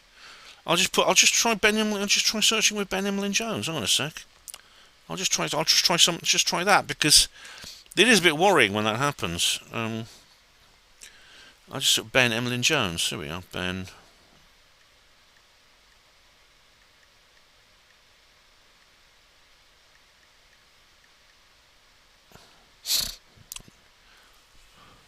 There we go. Nothing. Zilch.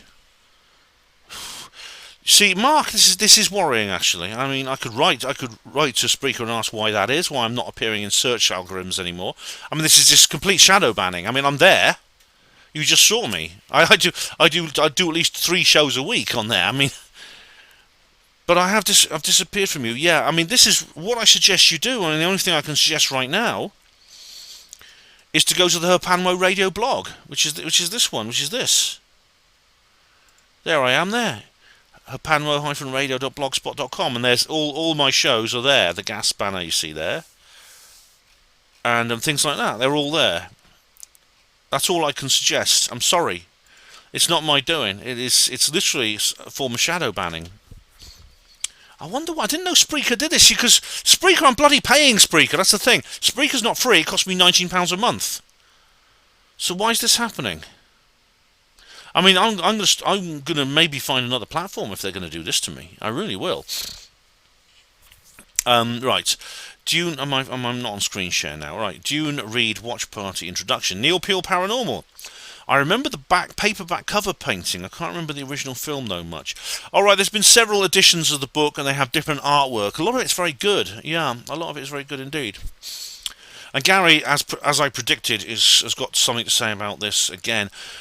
I'm yet to find any evidence of George Lucas admitting that Star Wars was inspired by Dune. Yeah, I can't find it either, Gary, but I remember. Maybe it's the Mandela effect, I don't know. However, I have to agree with you, Ben, that it must have been on his mind, as there are too many similarities, as you pointed out in the past. That's true, Gary. I mean, it's something you can probably infer, although I do remember there was distinct... He did mention it at some point. Now, if I find the details of that, I'll let you know. However, you can also infer he's had other inspirations. For example, in Empire Strikes Back, there's no doubt that the act on Dagobah, where Luke is is being trained in the ways of the Force by Yoda, which is really a fascinating part of the film. It's no doubt inspired by Carlos Castaneda, and I knew that as soon as I read the Carlos Castaneda books, which was long after I saw the film, long after. I thought, this is Yoda and Luke. It's totally Yoda and Luke. Yeah. Gary continues. George and other members of the production team often talk in great detail about the fact that 2001: A Space Odyssey and Flash Gordon were both a huge influence on the concept of Star Wars, as well as the look and feel. But for some reason they never even mentioned Dune. On the other hand, Ridley Scott, who was never shy about mentioning other films that inspire him, spoke in great detail in the 2003 Star Wars documentary Empire of Dreams about how Star Wars blew his mind, and he pursued Dune because it was going to be a step quite strongly in the direction of Star Wars. Right? Yeah. I mean, it is very similar. It has this kind of space opera element to it. Both films have this element of being a space opera. There's no reference to Earth. I mean, there is in the book. There's a reference to the planet Earth. Nothing in the film. But basically, the planet Earth is really it's completely irrelevant in Dune. It's mentioned as almost like an aside. And of course, in Star Wars, it's a long time ago in a galaxy far, far away. It's completely alien, separate from the Earth, separated by a huge distance. Now, I mean, the actual galaxy where Star Wars takes place is never mentioned. It's just called a galaxy far, far away. I mean, I think it's because someone showed me a map of there's a map once published of the Star Wars galaxy, and it's actually, they didn't say it was a galaxy that we know up in the sky, but is it like a spiral galaxy? It's like a classic spiral galaxy with, of course, there's millions of examples of that up in the sky, so it could be anywhere. But it does make you wonder if that's something like that really is going on in these places far, far away. But there's also the mystical element, which you find in both Dune and Star Wars. Yeah. It's interesting stuff, isn't it? Gary says here on Dune, the lack of steampunk in the new version of Dune is one of the issues, in my opinion. Ben, mate, have you seen Foundation? That's an incredible sci-fi show. Now, I read Isaac Asimov. Oh, this is a series of books by Isaac Asimov, and I didn't know they'd been adapted. Actually, I've read the Foundation and Empire. I read the prequel a long time ago when I was a teenager, which I thought was quite good. I know Morgoth's reviews always going on about it. He thinks it's great. He's a big. He likes Dune as well. But yeah, I mean, the new Dune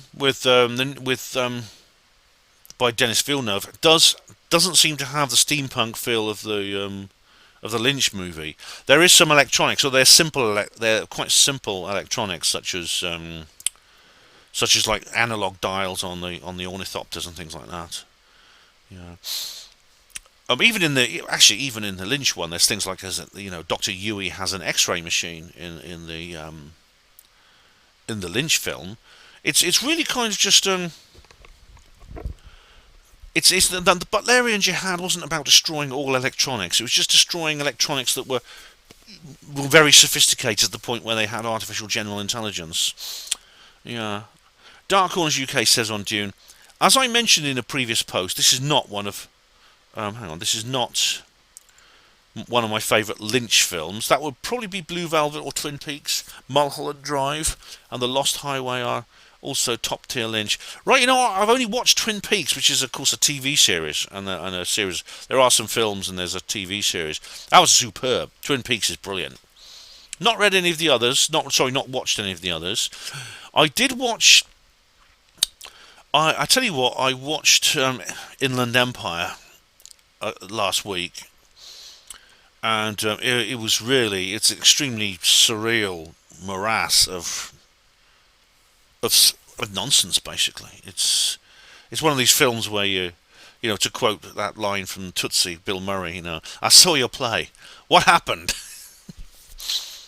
Dark Corner says on Dune, please do a watch party of the Elephant Man next. I'd be interested in that. I'd be interested to do that, Dark Corners UK, not least because it is a portrayal. It's one of the few portrayals in cinema of an accurate portrayal of a hospital porter, embodied by the character played by Michael Elphick. And he's a very, very negative character. He's a very bad person. He's one of the antagonists, but it is an honest portrayal of a hospital porter, I think, and so I'd be interested to do it for that reason. Right, Dune. Gary Robinson. David Lynch initially said yes to Return of the Jedi,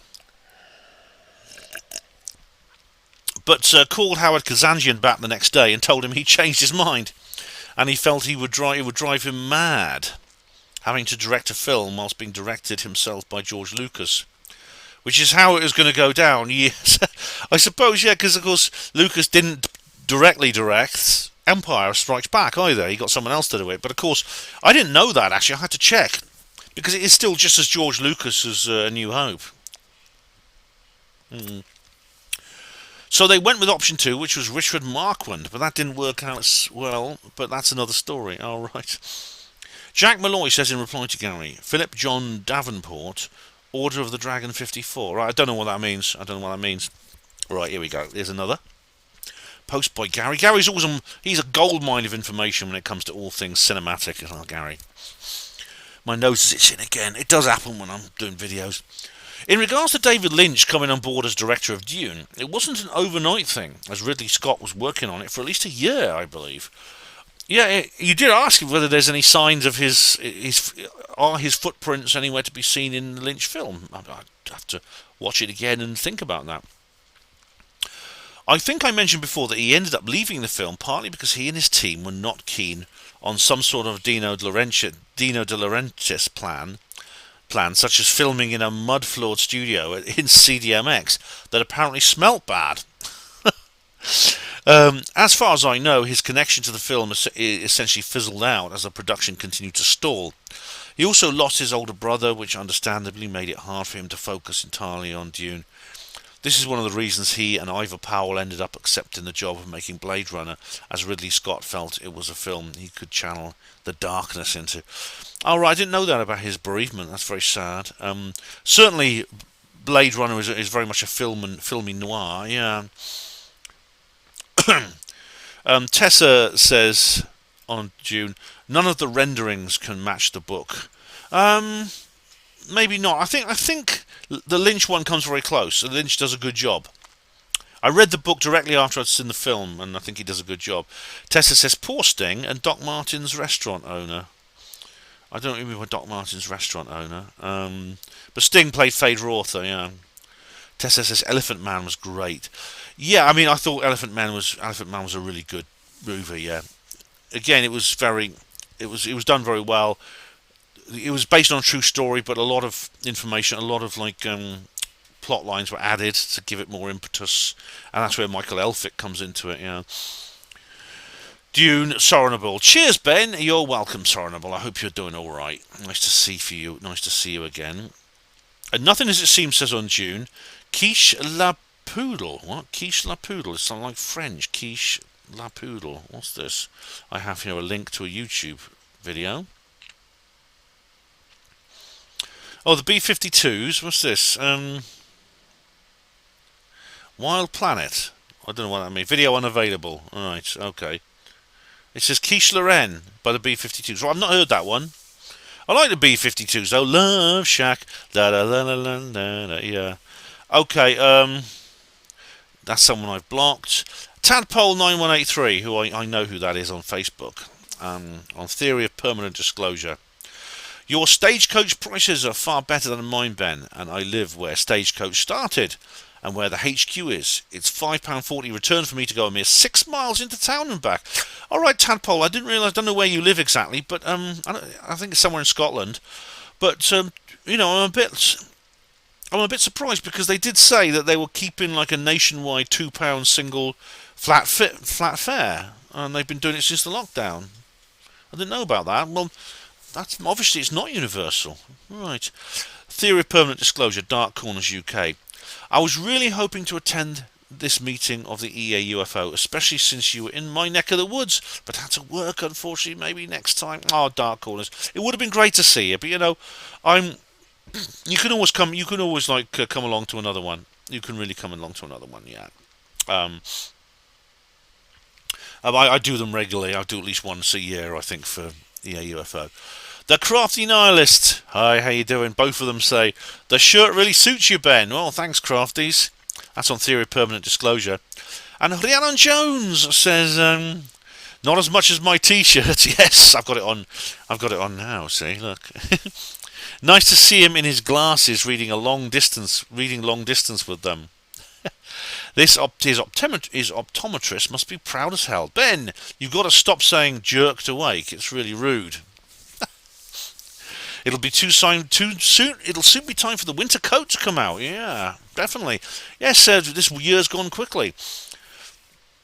And Gary says to Rhiannon, if you do indeed jerk yourself awake, Ben, probably best not to mention it in public, lol. Okay, there's a couple of people I blocked, and so I'm not going to read their replies. Theory of Permanent Disclosure, Gary Robinson. Evening, mate. Pride and dignity. Pride and dignity, Gary. Right, and here's on Theory of Permanent Disclosure, and it is here, Gary again. Ben, mate, this is totally off topic, but after your Dune video, I decided to re-watch the extended edition of the original 1984 movie. As far as I remember, the extended cut is an unofficial release and was put together by fans using additional footage from various DVD, Laserdisc and TV versions of the film. Interestingly enough, it omits that disturbing scene where the Baron nonces up at the young guy. Right, oh yeah, that was pretty horrible. Yeah, it's a very gruesome scene, actually. Vladimir Harkonnen is portrayed in nauseatingly... He's nauseatingly disgusting in the Lynch film. Very different to the Villeneuve, as you know if you watch my review. I mean, the Harkonnens in the Villeneuve movie, they just sort of look like weird bikers in leather jackets with bald heads and strange sort of Neanderthal faces. They lack the menace and the revulsion of the Harkonnens in the Lynch movie. But yeah, anyway, Gary says, I did some Googling regarding the supposed 4-hour cut, as I was wondering if it was ever released. It turns out that David Lynch never completed a 4-hour cut of the movie, but he did mention in an interview in the 80s that he was confident they would let him complete it for a VHS release.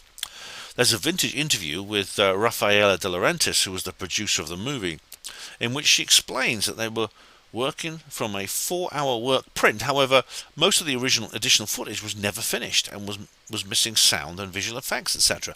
I'm guessing this is how the legend of the 4-hour cut came about.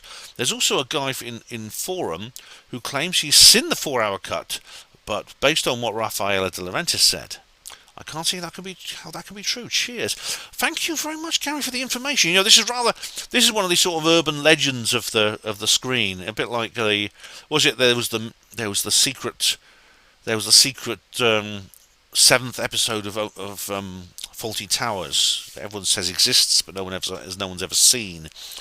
Yeah, definitely. Keith Smith says on Theory of Permanent Disclosure, glad to see you getting out of the basement more. All right, well, my home is actually not completely a basement. It's built into the side of it, quite a steep hill.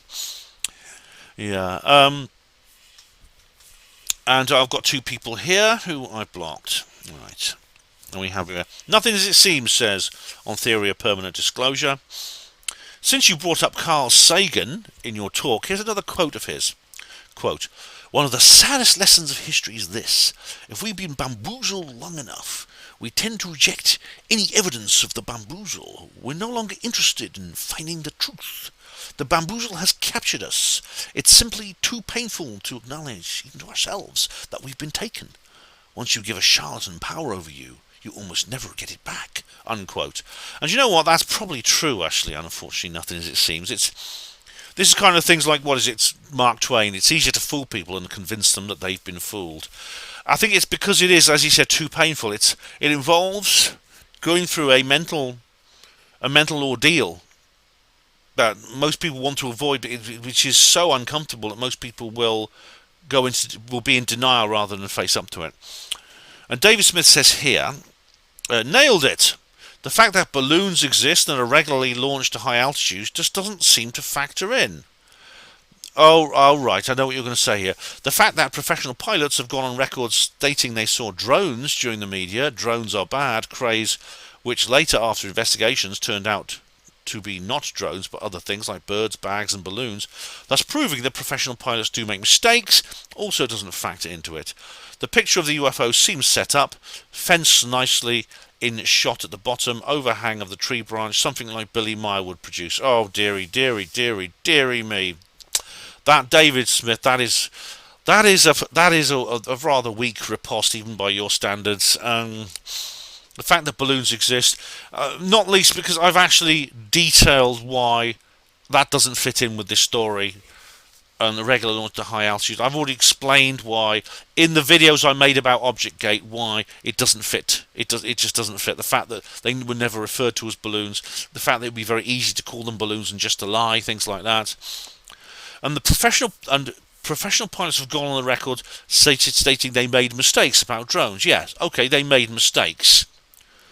But if a professional pilot says, I saw a big yellow object 2,000 feet across, like Ray Boyer, and they describe it in detail, or they describe a tic-tac shaped object with little sticks coming off it, which bend at a right angle, that's different, okay? That is a description of something that defies explanation. It's not just unexplained, it defies explanation. And the picture of the UFO seems set up, fence nicely shot in the bottom, overhang of the tree branch. That is a perfect example of a clown's day off fallacy, David. A perfect example. Well, it must have been a fake shot. And this is how they did it. I actually deal with this in the video I made on this subject, because this guy from this Dutch guy, Utrecht, this Dutch skeptic, said, oh, that's a Christmas tree decoration. Again, clown's day off fallacy. What clown? I don't know what clown.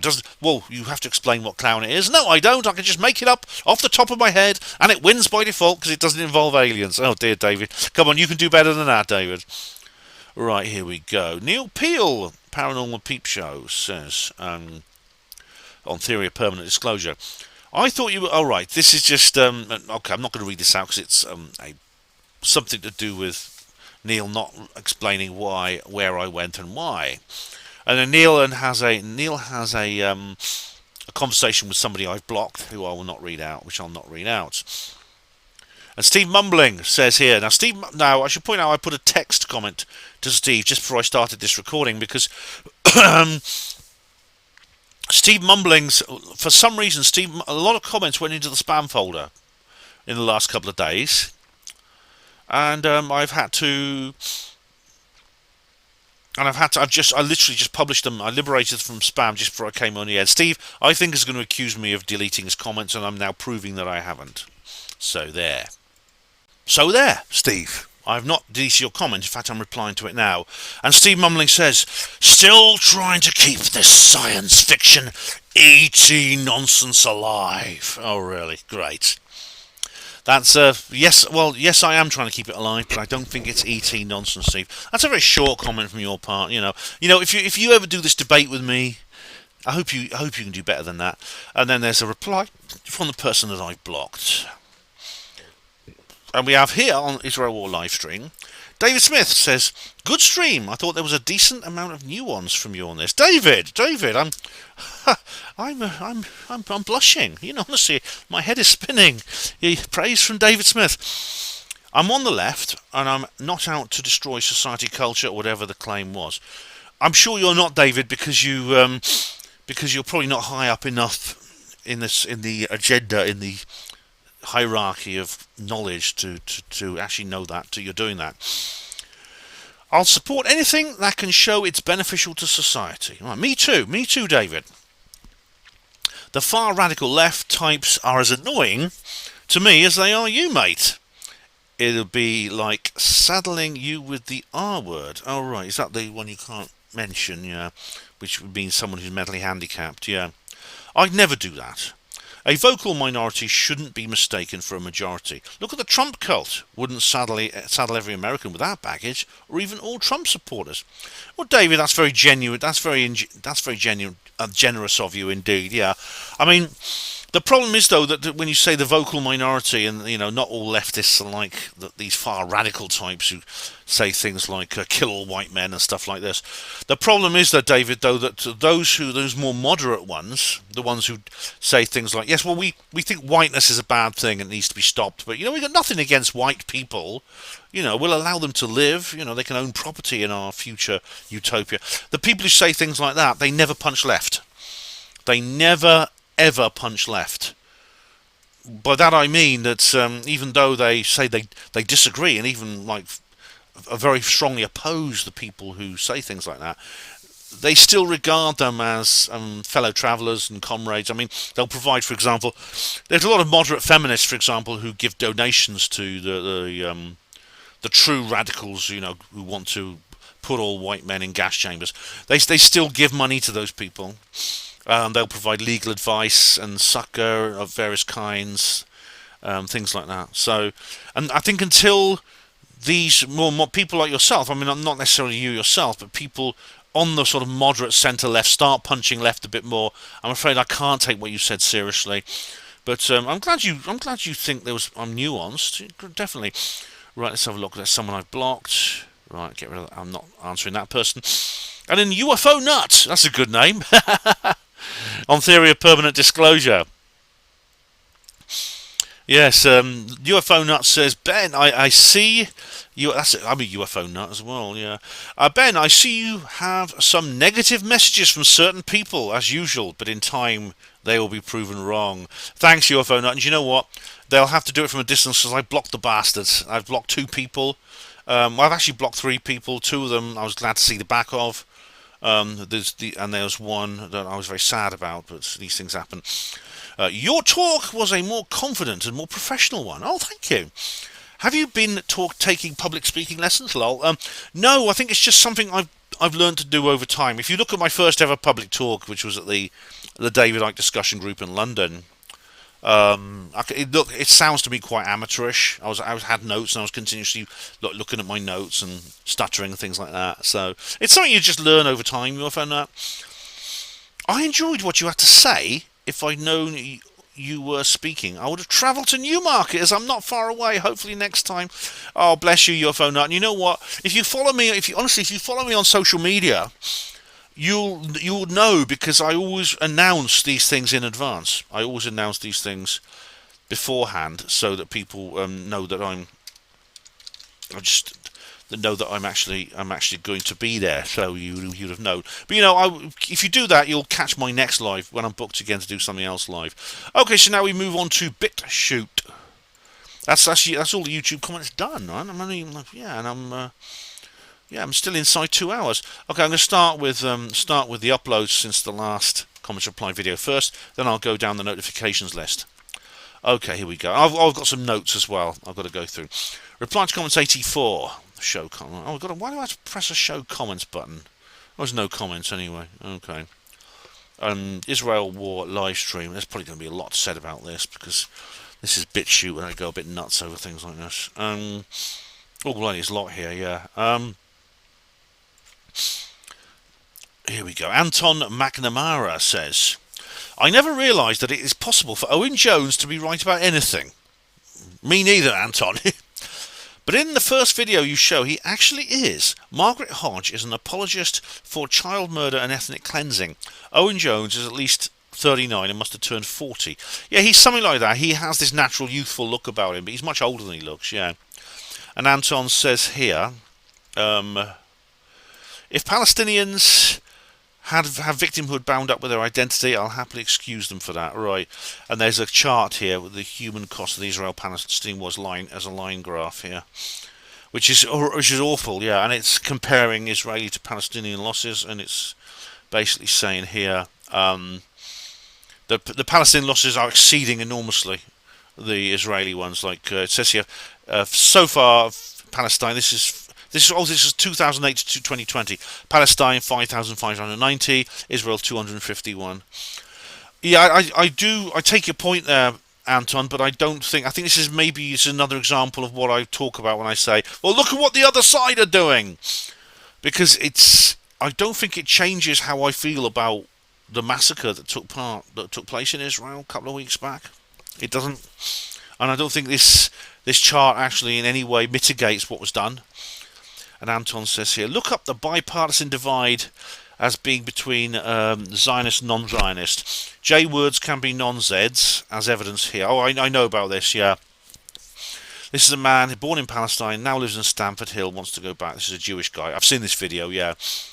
And we have here Jonkin3456, who says here, thanks for the video. If you have a moment, there was a brave woman in my town standing up against the pedos and leftists taking over a small town in America. Hope this can inspire other decent folk to run for local office. What's this here? Okay, I'll just have a quick look at this. I don't have time to go into like too many asides, but yeah, this is a lady. So, good morning. Right. Everyone out The extreme leftist agendas infiltrating small towns across the US. Thanks very much. I do admire people who do things like this. I really do. So thanks very much for that, Jonkin. And we have here, right, so now we have the Dune Watch Read Party introduction. Show all comments. No comments. Right. I don't know why you have to why'd you have to click a tab that says show all comments? Theory of permanent disclosure, show comments. Anton McNamara says here, great lecture. Oh, thanks, thanks, Anton. Much appreciated it. Thanks, much appreciated. To use a biblical analogy, it offers both milk and meat. Milk for those who are new to ufology. They get a nice outline and timeline of all the most pivotal events down history up to the present time. Meat for those with existing knowledge, like most of your audience here, I expect. I think even the most experienced in ufology will find some fresh insights and extra dots during this lecture. Your reasoning is completely on point, and as far as I can tell, your arguments are clear and easy to follow. Well, thank you very much, Anton. I'm glad you liked that. I really do appreciate that, and I like the milk and meat. I'll remember that. Thank you very much. I'll try to bear that in mind when I do my future talks. Now, I'm just going to go to I've got some notes here. I think I've got a note for BitChute. Let's have a look. Oh, no, I don't. No, it's Rumble. Oh, no, oh, right. Right, okay. I've got I deleted that. Okay, I deleted this comment. Someone was just very rude to me. I was going to have a laugh with it. I was going to have a laugh with this person because they're just quite funny. They called me a worthless sheep shagger at one point, which I thought was quite amusing. I was going to call them something else. But, this is actually somebody I blocked, so I'm not going to actually say anything. Yeah, the other comments are all on Rumble, which I'll come to when I do Rumble. But first of all, I'm going to go to. Oh, what's all right? This is weird. BitChute has changed. You have to press play when you. That's probably a good thing actually. You have to press play when you open a video. But also you have to press a tab to see the comments, which I don't quite understand. Okay, I'm just going to scroll down notifications now. Usual thing. Here we go. All right.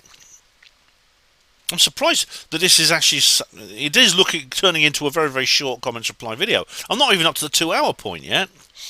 Okay. Notifications. Have I had the notifications will tell me if anyone has commented on a video that I actually uploaded and in the past before by recent uploads, because BitChute never used to give me these notifications, but now they do, which is good. Here we go. Right. So this is on. Oh, this is on Sweeps Fox. Okay, I'm not going to answer that because that's on a different channel. But I do watch Sweeps Fox's channel, so do go and check that out because he uploads some really good sort of like compilation news videos that are really, really cool. So good old Sweeps. Yeah, I know Sweeps because Sweeps was he's someone who used to go to Probe. Miles knows him. Yeah. Scrolling down, scrolling. All right, here we go. All right, this is. Oh, I've got one. Oh, I've got two on Raza Vihari, on Apollo, UFOs, and Tesla. Right, this is. Was this one that? Oh, this is one of my videos. I did wonder. Show comments. Right. Right, here we go. The Ballinist. Okay. The Ballinist says, I remember the Ballinist. Ha ha, hilarious. Oh, really? You think that's funny, do you, Ballinist? Oh, I don't really see the amusement, but there you go. And then here's another one, Razavihar. Oh, this is the same video, and another comment by the Ballinist, which says what? Oh, wait, I can't find it. Okay.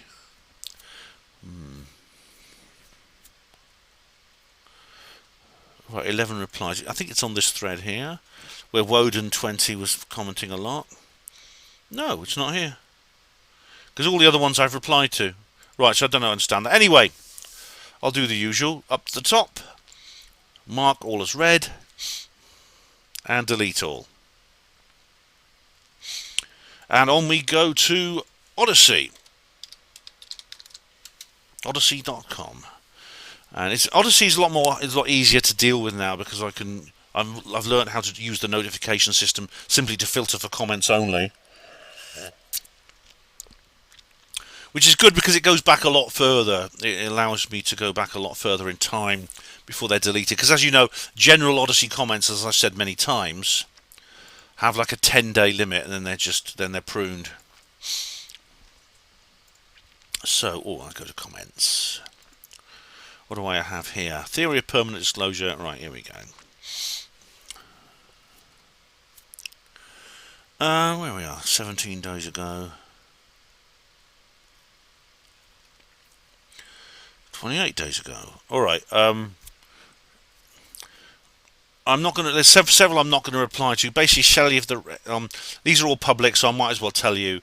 Shelley of the Red is the person who's turned against me, and I don't know why. I really don't know why. It's baffling. She sent me like some emails which were about 3,000 words long, and then she sent me. She put some comments on YouTube and Odyssey that were almost as long. I read them. I couldn't understand them. And then she just says, well, I've had enough of you, I'm going. So, well, Shelley, I actually just put a comment on here saying, Shelley, I don't understand what your problem is. I don't know why you are denouncing me like this, but all I can say is I thank you for the support you've given me in the past, and I wish you all the best for the future. Right now, as we go into the invasion of Rudlow Manor, now we have Ivan Koshedye. And it's actually written in the Cyrillic script. But as you know, I have been I have been learning Russian. Well, I was last year. I've sort of given it up now because I thought I might have to end up going to live in Russia. So I did learn a few words of Russian. I might actually pick it up. Actually, the way things are going, it may be a bit more urgent. But Ivan Koshedye says, interesting. Oh, thanks, Ivan. Much appreciated. I'm glad you like that. I'm glad you liked the video. And we have here on conspiracy theory deprogramming. Ivan says here.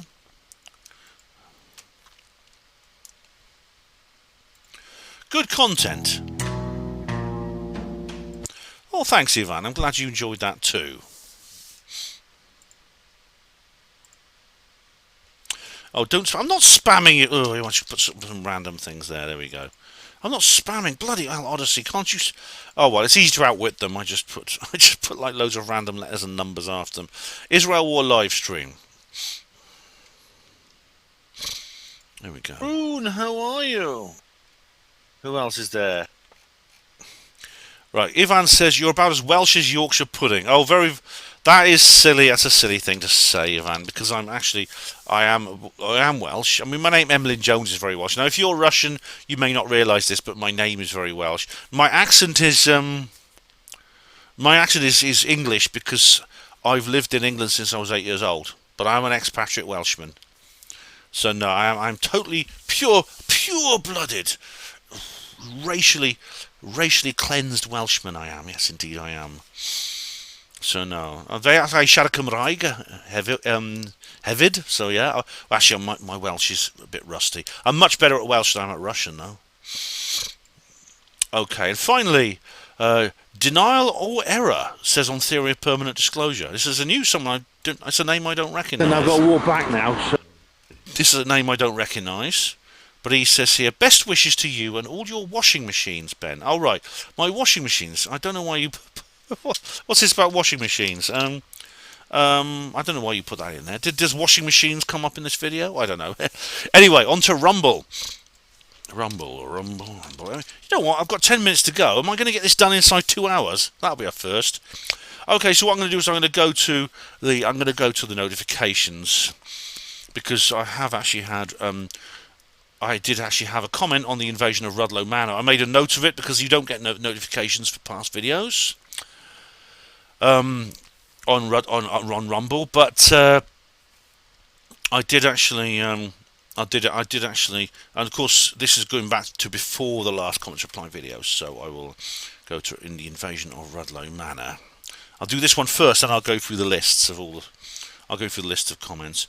Apple Lily said fascinating. I replied to Apple Lily, and there's someone called That's Bullshit. That's their name. That's Bullshit. I think this. Oh, I think I recognise That's Bullshit because they have actually commented before. And he says here, "Fuck Google, fuck YouTube.